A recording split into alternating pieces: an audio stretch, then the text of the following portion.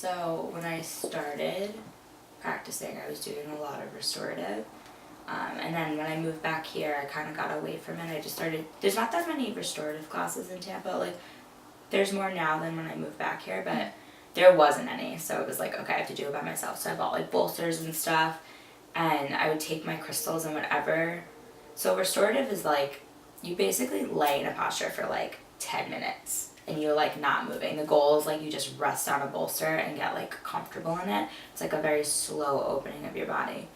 So what I would end up doing is like, there was a period where like when I moved back and I was really anxious a lot, I was like, okay, I'm like living by myself. Like I just moved from home. I'm like not in college anymore. I'm not living in a dorm.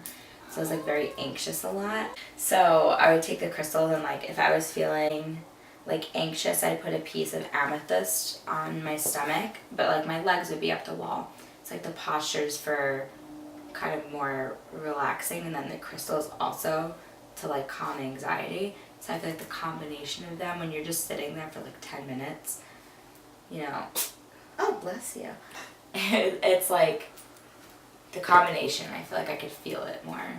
So like that really helped, especially with my anxiety. Yeah, I don't know, I just like went in there, and then once I started picking them out,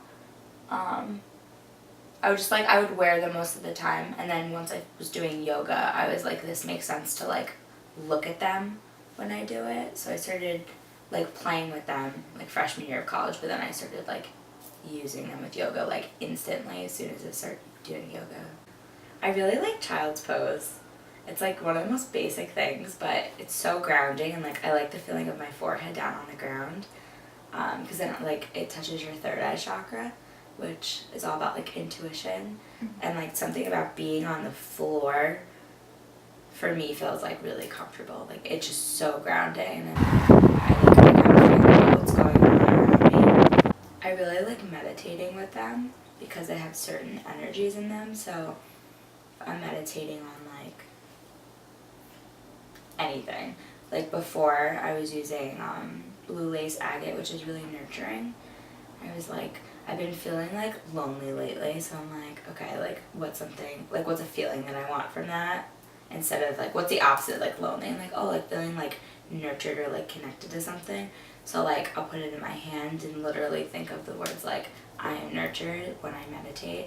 So it's kind of like using the crystal's energy to put it into my body. They're really, really long. Some of them are really short. But the papers with them, I was like, okay, this makes a lot of sense. Like you weren't just like floating around a thing of crystals. So I started getting really intentional with the ones I was picking. So like this one I really like. So it's like typically gray, and then in different lighting, it's like there's different hues of like purple, turquoise, and like dark blue in it.